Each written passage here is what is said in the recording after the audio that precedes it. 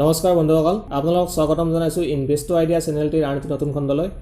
এই খণ্ডটিত আমি মিউচুৱেল ফাণ্ডৰ দ্বিতীয়টি খণ্ডৰ বিষয়ে কথা পাতিবলৈ গৈ আছোঁ আৰু এই খণ্ডটোত ডিছকাছ কৰিবলগীয়া পইণ্টসমূহ হৈছে why mutual fund and its different platform and differences between them. অৰ্থাৎ মিউচুৱেল ফাণ্ড আমি কিহৰ কাৰণে ব্যৱহাৰ কৰিব লাগে আৰু মিউচুৱেল ফাণ্ড কৰিবলৈ বিভিন্ন কি কি প্লেটফৰ্ম আমাৰ বাবে এভেইলেবল আছে আৰু সেইসমূহৰ মাজত থকা ভিন্নতাসমূহনো কি কি। আৰু ইয়াৰ লগতে আপোনালোকক আমি কৈ থওঁ যে মিউচুৱেল ফাণ্ডৰ সম্পৰ্কে পাৰ্ট 3 এটা আমি আকৌ আনিবলৈ গৈ আছোঁ আৰু সেইটোত আমি মিউচুৱেল ফাণ্ড এটা একাউণ্টনো কেনেকৈ খুলিব পাৰি সেই সম্পৰ্কে আমি আপোনালোকক বিতংকৈ কৰি দেখুৱাম। গতিকে সেই ভিডিঅ'টো চাবলৈ নাপাহৰিব। গতিকে বন্ধুসকল, আহকচোন পলম নকৰি আজিৰ এই ভিডিঅ'টো আমি আৰম্ভ কৰোঁ।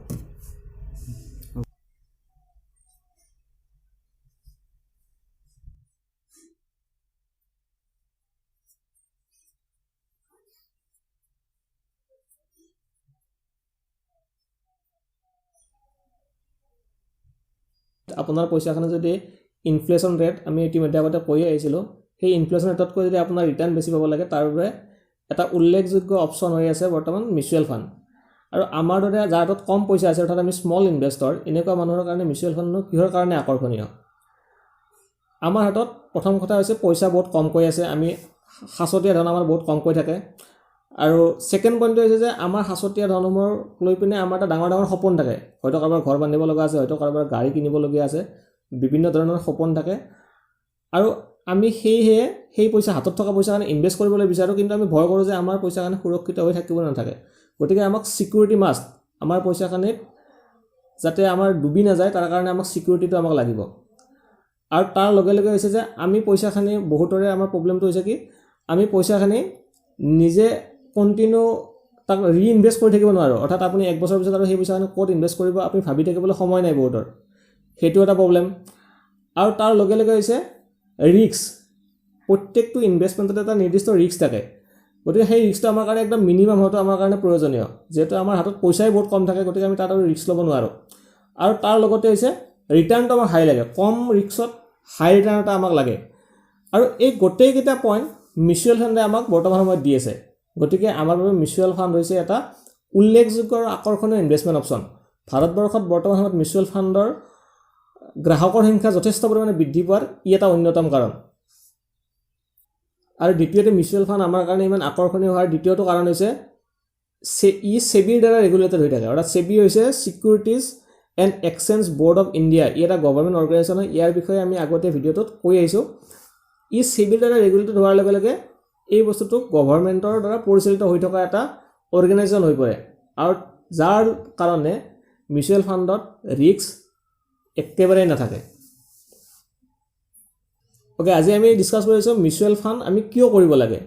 আহকচোন ফটোখনৰ জৰিয়তে আমি বুজি লওঁ। মিউচুৱেল ফাণ্ডত আমি পোৱা আটাইতকৈ সুবিধাজনক অপশ্যনটো হৈছে ইয়াত এজন প্ৰফেচনেল ফাণ্ড মেনেজাৰৰ দ্বাৰা মিউচুৱেল ফাণ্ডটো পৰিচালিত হৈ থাকে।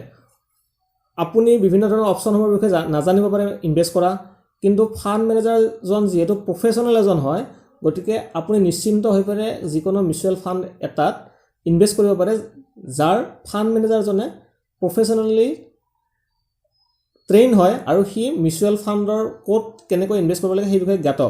গতিকে ইয়াত ৰিস্কটো বহুত কম হৈ যায়। আৰু নেক্সট কথাটো হৈছে এটা ৰিজনেবল কষ্টত আমি ইনভেষ্ট কৰিব পাৰোঁ। অৰ্থাৎ আপুনি 100 টকাৰ পৰা আৰম্ভ কৰি 1 লাখ টকালৈকে ইনভেষ্ট বা তাতকৈ বেছিও ইনভেষ্ট কৰিব পাৰে। কিন্তু যদিহে আপুনি এটুকুৰা মাটি কিনিব বিচাৰে তেতিয়াহ'লে তাৰ দামটো বহুত হৈ যায়। যদিহে আপুনি সোণা কিনি থ'ব বিচাৰিছে তাৰ দামটো বহুত হৈ যায়। গতিকে আপোনাৰ হাতত যদি কম পইচা থাকে তেতিয়াহ'লে আপুনি নিজৰ মনে বিচৰা যিকোনো এটা অপশ্যনত ইনভেষ্ট কৰিব নোৱাৰিব পাৰে। কিন্তু মিউচুৱেল ফাণ্ডত আপুনি একেবাৰে কম পইচা এটাও ইনভেষ্ট কৰিব পাৰে, যাক ফাণ্ড মেনেজাৰজনে বিভিন্ন ধৰণে তাক ইনভেষ্ট কৰে। আৰু 3 নম্বৰ কথাটো হৈছে মিউচুৱেল ফাণ্ডত ইনভেষ্ট কৰিলে আপুনি টেক্স ডিডাকশ্যন পায়। টেক্সৰ কাৰণে আমি বিভিন্ন ধৰণে ধৰক ইঞ্চুৰেঞ্চ কৰে বা আন কিবা কৰে, ঠিক একেধৰণৰ ৰেহাই আপুনি মিউচুৱেল ফাণ্ডতো পাব। আৰু মিউচুৱেল ফাণ্ডত ইনকাম টেক্সৰ ৰেহাই পোৱাৰ লগে লগে আপুনি ইঞ্চুৰেঞ্চ FD আদিতকৈ বহুত বেছি পৰিমাণৰ এটা ৰিটাৰ্ণো পাব পাৰে। গতিকে মিউচুৱেল ফাণ্ড আপোনাৰ কাৰণে যথেষ্ট পৰিমাণে এটা আকৰ্ষণীয় অপশ্যন হৈ পৰে। মিউচুৱেল ফাণ্ডত ইনভেষ্ট কৰা আন কেইটামান কাৰণ হৈছে ৰেঞ্জ অফ স্কিম। আপুনি এটা মিউচুৱেল ফাণ্ডত ইনভেষ্ট কৰি বিভিন্ন ধৰণৰ স্কিমত ইনভেষ্ট কৰিব পাৰে।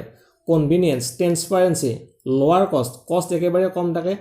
আপুনি অৰ্থাৎ একেবাৰে কম পইচা এটাকো আপুনি মিউচুৱেল ফাণ্ডৰ জৰিয়তে ইনভেষ্ট কৰিব পাৰে।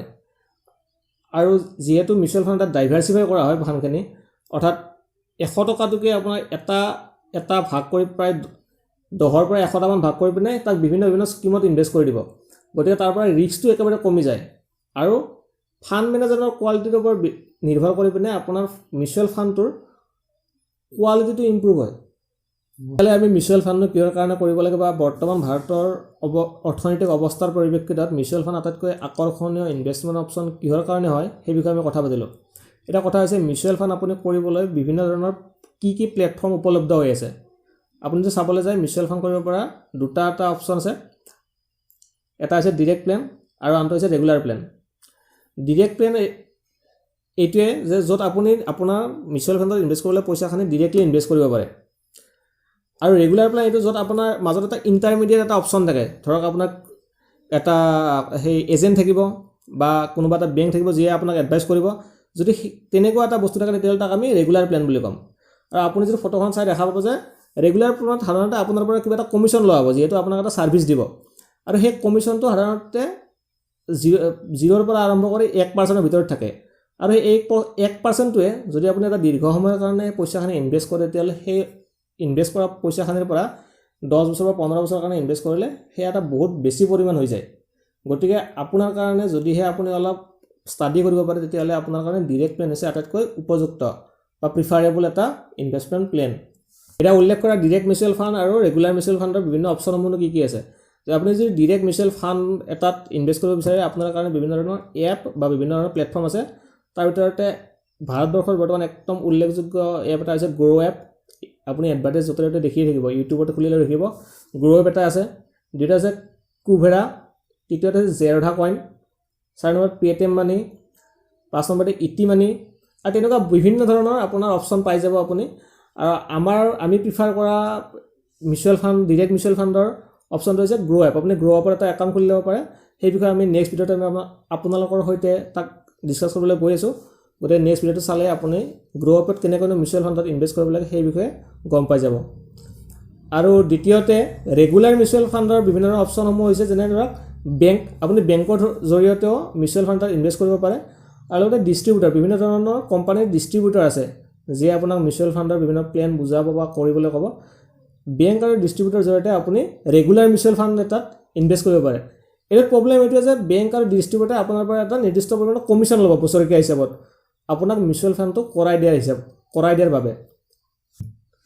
গতিকে বন্ধুসকল এই ভিডিঅ'টোত আপোনালোকে গম পালে যে মিউচুৱেল ফাণ্ডটো আমি কিহৰ কাৰণে কৰিব লাগে আৰু মিউচুৱেল ফাণ্ডত থকা বিভিন্ন অপশ্যন বা বিভিন্ন প্লেটফৰ্মসমূহৰ কোনটো আপোনাৰ কাৰণে বেছি প্ৰিফাৰেবল হ'ব। আপুনি যদি নিজাকৈ অলপ ষ্টাডি কৰিব পাৰে তেতিয়াহ'লে আপোনাৰ কাৰণে ডিৰেক্ট মিউচুৱেল ফাণ্ডটো আটাইতকৈ বেষ্ট অপশ্যন হ'ব, য'ত আপুনি এটকাও কমিশ্যন দিব লগা নাই।